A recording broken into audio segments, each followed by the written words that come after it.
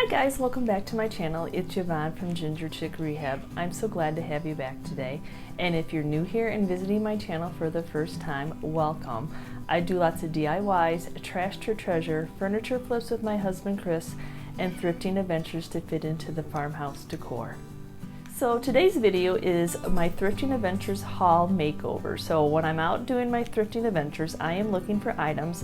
I prefer wood or metal. It's something that I can paint up, and if it's broken and needs fixed within reason, it does not bother me, especially if I can thrift it low enough that I can have a good retail price on it. So today's video is the not so glamorous way of how I get my thrift haul ready for my retail booth for resale, and then what the items looked like before and what they look like after. And I had a couple requests of putting some prices of what I would put the prices on my retail booth, so they will be included. And I'm sorry, I do not ship. I am new to even doing the retail booth, so trying to keep that stock, and this is a secondary job for me and my husband, so at the moment I'm sorry I'm not doing any shipping. That doesn't mean sometime in the future maybe I can figure it out, but I don't want to get too overwhelmed and not be able to love what I do. So here's today's grouping of trash to treasure, my last thrift haul makeovers that I will be doing for you. So this is the signage that I will be making over. And then here's some of the other wooden items along with this little washboard that I know I will be putting some greenery in. And then here are the metal items that I will be making over today also. It's just easier for me to do it all in a grouping instead of doing individual pieces, especially since I do thrift hauls almost every week. I like to get them all done at the same time, and then I can move on to my next thrift haul. So here's the first part of flipping small items: removing the stickers, getting them all cleaned off, getting them sanded. You know, it's the not so glamorous side of redoing a item. So we will kind of just fast forward to this because there's many pieces and I don't want to make this video too long. So one of the other reasons that I like to thrift old signage and repurpose it and fit into my farmhouse decor is it usually always has hangers. So I am going to take these hangers off, fill in those holes, and give them a spray paint job to update them into the black that I usually use for any hangers that show. Now these little wooden apples had holes in them, but I just thought they were cute little pieces that I could paint up white. So this water putty is just a game changer. I used it on a previous project where I filled in engraved words. So I was happy to use it to fill in these little maybe worms or pencil. I'm not really sure what was in it, but I knew that I wanted to fill that hole up with this water putty. So the directions are pretty much add the dry powder and the water until you get the consistency you want, put it in, let it dry, and as you see I can sand it, and it's not rock hard, enough that I can sand it. And then for the star, I just want the star and the wire hanger. So I'm going to be removing this kind of like some staple and brads on, and so I'm going to be removing this pitberry wreath off and removing the rusted star, but I'll save that rusted star for another project just in case I need it. So since this is the first time trying to paint one of these Lazy Susans, I did not want to paint the bottom of it. I wanted to make sure that it stayed free flowing and I didn't want to worry about having to sand it. So as you see, I really taped it a lot. So now at this point of the project, I have everything separated into how I'm going to paint it, what I'm going to use to paint it, and then it's all prepped, it's spackled, it's sanded, it's cleaned. This little piece I put on a Lazy Susan. I like to thrift those for $1.09 all the time. It just makes it really easy. And then I like to put stuff up on boards so then it doesn't stick, you know, sometimes especially the drop cloth that's been used a lot. You know, everything's taped, and so prep is just really important before you even get to the fun part of painting.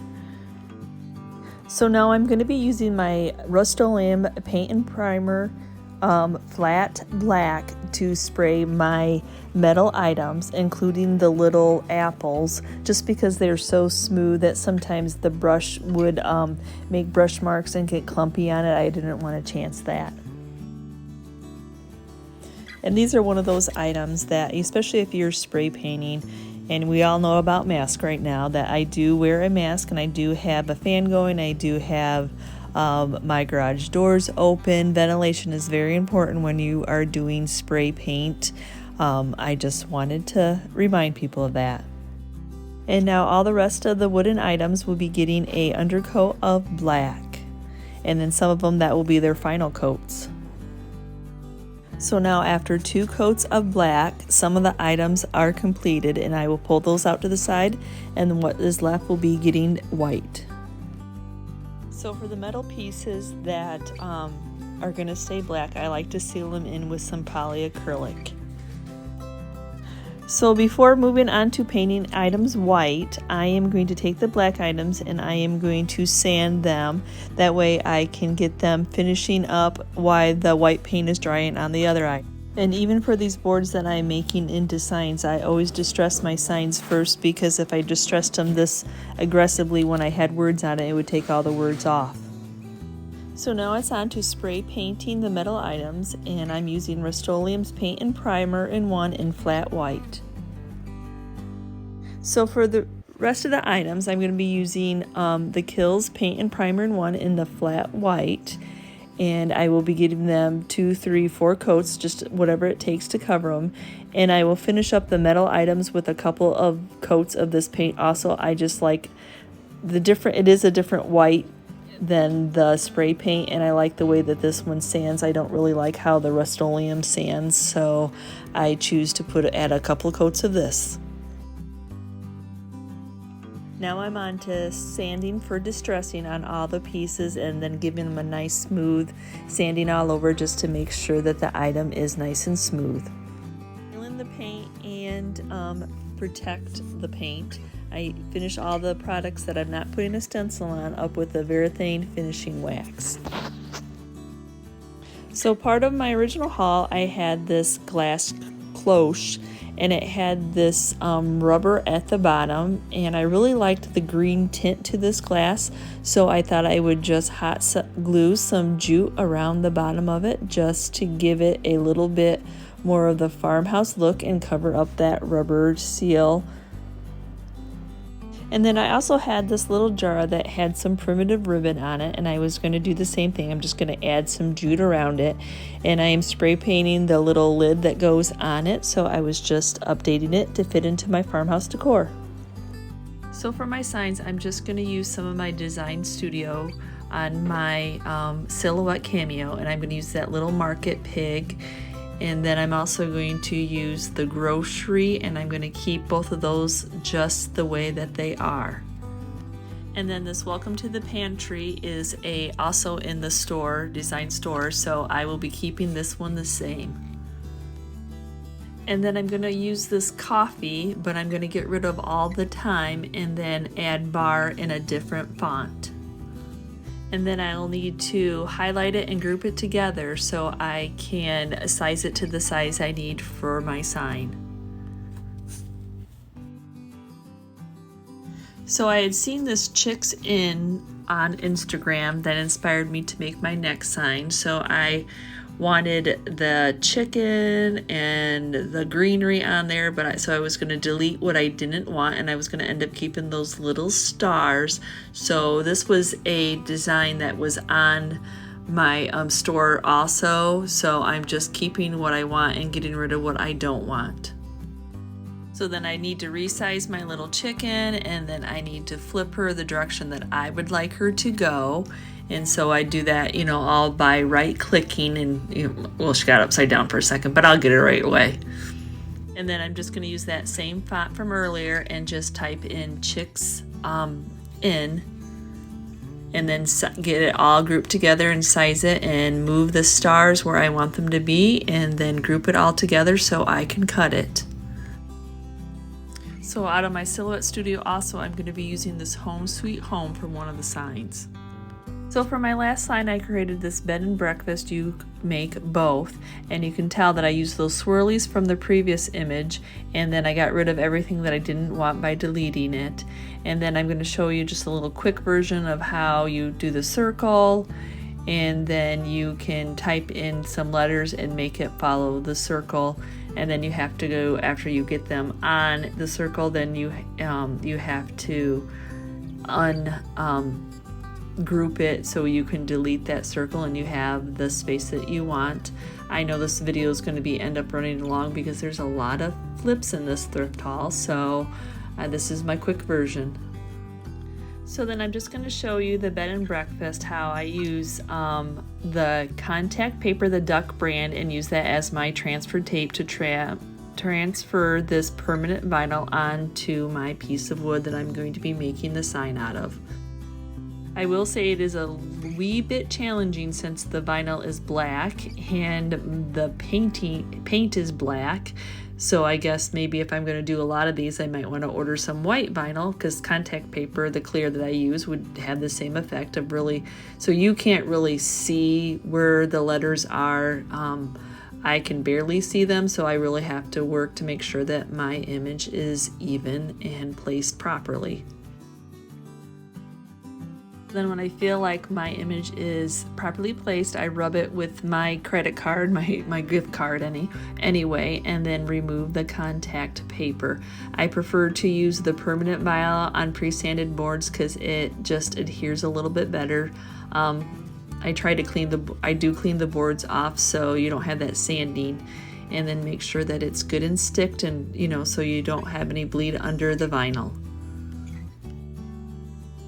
And you really want to make sure that your stencil is good and adhered so you don't get any bleed under. So for my stencil color, I'm using the Apple Barrel in the white multi-use.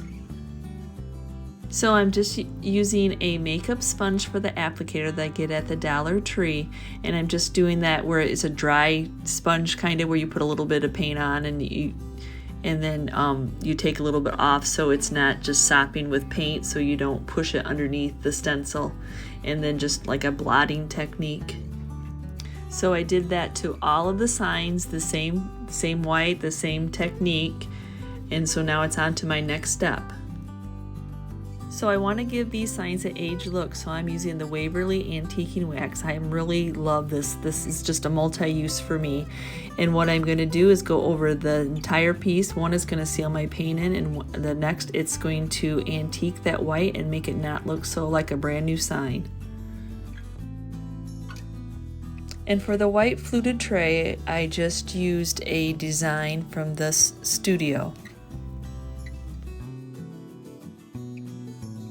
So for this grouping of this thrift haul, a lot of these items I envision greenery in. So I just like to give a finished product if I can. So this one was pretty simple. This lavender sells as soon as I put it in, so I thought it was a great addition to this watering can.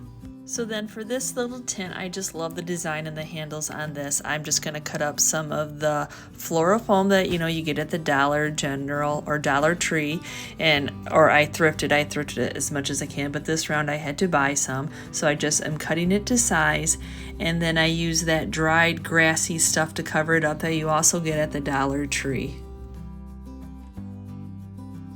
And the boxwood and the lavender and the two different types of boxwood, actually, I have all purchased at Walmart, which is great because this really helps keep my retail price down when you can pick these up for under $2. So, and then I'm just going to arrange it what is pleasing to me, and I cut it off the stems for the arrangement. So the same thing with this little sunflower box. I filled it with the foam. I'm going to put the grass over it, and for this one I am just going to put boxwood greenery in it. Then I just cut it off the original stem, and there's kind of like two parts to the stem, so I cut the part that kind of has 3 of the leaves on it, or the branches on it, and then I cut it down as far as I can so I have wire to be able to stick in that foam, and then I save the 2 branch and then kind of work my way out. So the first goes in the middle, and then the shorter ones go in, and then I like my arrangements to be nice and full, and especially at this price I can afford to do that.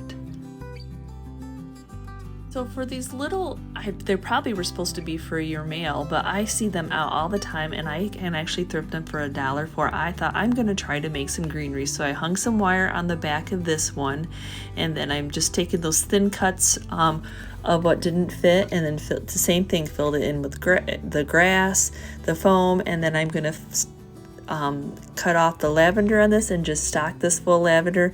And you know that it's on wire, so it's bendable, so I can kind of make it hang over. So for this cabinet door that was a sign, I'm actually going to make it back into just a plain black with some distressing, and I antiqued it after I distressed it to give it that aged look. And then I'm just going to add a simple greenery wreath on it. I just absolutely love that green and that black. It just pops. So then when I finished the wreath, I just added the extra wire on the top to make a little kind of a hook, and then I'm going to add a little hook to the cabinet door where I had to drill in. That way, if you want to change this out for the holidays or change out your wreath, that you can. And then I always add a hanger. I like my items to be completed, so I added a hanger, and you could kind of feel a little bit of that pokey of the hanger that for the wreath, so I just put some hot glue over that to make it sure that it wasn't sharp, that it wouldn't scratch up anybody's wall. And the nice thing about taking the hardware off, the little hangers off these signs, is I wasn't committed to which direction they had to go, so I need to re-drill them in and add them back on for the direction I have the signs going. So just when you thought I was done with all my makeovers, there's 2 more left. I have this clock, and I did look it up. It's from the Bombay company, but it was selling on eBay for only $40, and none of them had sold, so I thought there was a perfect opportunity for this beautiful clock to get new life.